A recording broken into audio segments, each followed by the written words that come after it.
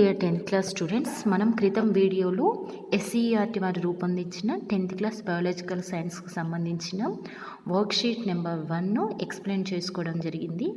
అయితే మనకు ఈ వర్క్షీట్లో సెల్ఫ్ ఎవాల్యుయేషన్ కింద 5 క్వశ్చన్స్ ఇచ్చారు. ఆ క్వశ్చన్స్ కూడా నేను ఎక్స్ప్లెయిన్ చేయడం జరిగింది, కానీ ఆన్సర్స్ మాత్రం నేను నిన్న మీకు ఇవ్వలేదు. ఎందుకంటే మీరు ఈ వీడియో చూసి మరియు ఈ కంటెంట్ అనేది ఒకసారి చదివి అర్థం చేసుకుంటారని మీకు నేను ఆన్సర్స్ అనేది ఇవ్వలేదు. సో ఈ వీడియోలో మీకు నేను ఆన్సర్స్ ఇస్తున్నాను.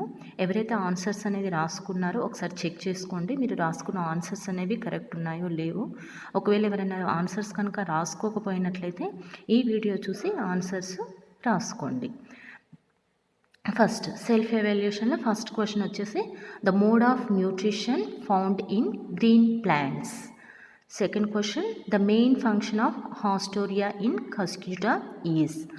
థర్డ్ క్వశ్చన్ వచ్చేసి list out some organisms for each mode of nutrition mention in the given table. Fourth question వచ్చేసి write the differences between the autotrophs and heterotrophs in the given table. Fifth question వచ్చేసి saprophytes are useful to human beings, justify the statement. The mode of nutrition found in green plants. Green ప్లాంట్స్లో ఎటువంటి nutrition అనేది జరుగుతుంది అనేది ఇక్కడ ఇచ్చిన question.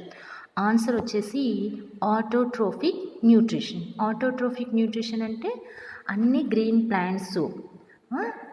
Plants sunlight నుంచి light ఎనర్జీని, సాయిల్ నుంచి వాటర్ మినరల్ని, అదేవిధంగా ఎయిర్ నుంచి గ్యాసెస్ని తీసుకొని ఓన్గా ఫుడ్ను ప్రిపేర్ చేసుకుంటుంది. దానిని ఆటోట్రోఫిక్ న్యూట్రిషన్ అంటారు. ఆ ప్లాంట్స్ని ఆటోట్రోఫ్స్ అంటారు. ఓకే, ఇది ఫస్ట్ క్వశ్చన్కి సంబంధించిన ఆన్సర్. నెక్స్ట్ సెకండ్ క్వశ్చన్ వచ్చేసి the main function of haustoria in cuscuta is. కస్క్యూటాలో హాస్టోరియాలో ఏం చేస్తాయి అన్నది ఇక్కడ సెకండ్ క్వశ్చన్. ఇక్కడ ఏం చేస్తాయి హాస్టోరియాలో? Absorption of food. ఎందుకు? కస్క్యూటా అనేది ఒక ప్లాంట్ అయినప్పటికీ కూడా అది ఏం చేస్తుంది? ఒక పారాసైట్ లాగా ఉంటుంది. పారాసైట్ లాగా ఉండి వేరొక ఆర్గానిజం మీద ఫుడ్ కోసం డిపెండ్ అవుతుంది.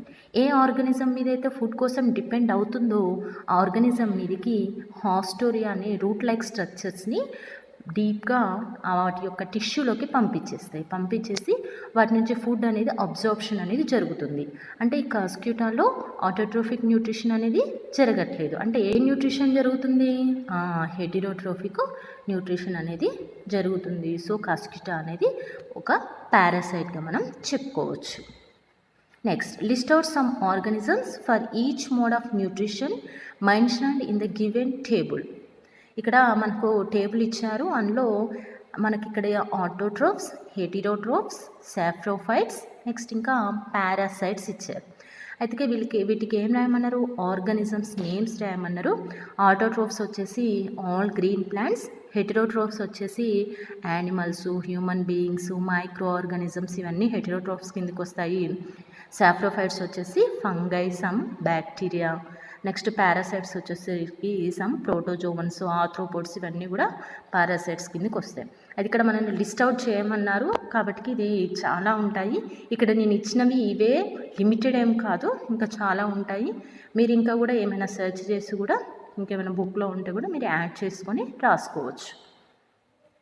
Next right the differences between autotrophs and heterotrophs. Autotrophs అని వేటిని అంటారు? ఏవైతే ఆటోట్రోఫిక్ న్యూట్రిషన్ జరుపుకుంటాయో వాటిని ఆటోట్రోఫ్స్ అంటారు. ఏవైతే హెటెరోట్రోఫిక్ న్యూట్రిషన్ జరుపుకుంటాయో వాటిని హెటెరోట్రోఫ్స్ అంటారు. ఆటోట్రోఫ్స్ ఏం చేస్తాయి? దాని ఒక ఫుడ్ని ఓన్గా ప్రిపేర్ చేసుకుంటాయి. మరి ఫుడ్ను ఓన్గా ప్రిపేర్ చేసుకునేవి ఏంటివి? ఆల్ గ్రీన్ ప్లాంట్స్, నెక్స్ట్ ఇంకా బ్లూ గ్రీన్ ఆల్గే, ఇంకా ఎట్సెట్రా. హెటెరోట్రోఫ్స్ ఇవేం చేస్తాయి ఫుడ్ కోసం? Heterotrophs depend on other organisms for food. మరి ఏంటివి హెటెరోట్రోఫ్స్ అంటే? All animals, human beings, micro organisms, ఇవన్నీ కూడా హెటెరోట్రోఫ్స్ కిందకి వస్తాయి. ఇది కూడా మీరు ఆటోట్రోఫ్స్, హెటెరోట్రోఫ్స్ అంటే లిమిటెడ్ ఏం కాదు. ఇది మీరు ఇంకా కూడా దీన్ని కొన్ని పాయింట్స్ కూడా యాడ్ చేసుకోవచ్చు. ఎగ్జామ్స్ కూడా ఇంకా చాలా ఉంటాయి, అవి కూడా మీరు యాడ్ చేసుకోవచ్చు. ఇదే లిమిటెడ్ అనుకోవద్దు, ఇదే కరెక్ట్ ఆన్సర్ అనుకోవద్దు. సెల్ఫ్ ఎవాల్యుయేషన్ కింద ఈ క్వశ్చన్స్ అనేవి మీకు ఇచ్చారు. వీటికి ఆన్సర్స్ ఇవి ఉన్నాయి. మీరు ఈ ఆన్సర్స్ మీరు ఆల్రెడీ రాసినట్లయితే ఆన్సర్స్ని ఒకసారి చెక్ చేసుకోండి. ఇంకెవరైనా ఆన్సర్స్ కనుక రాయనట్లయితే ఈ ఆన్సర్స్ అనేది రాసుకోండి. ఇంకా ఈ టాపిక్లో ఎవరికైనా డౌట్స్ కనుక ఉన్నట్లయితే కింద కామెంట్ రూపంలో కామెంట్ చేయండి. Thank you. All the best.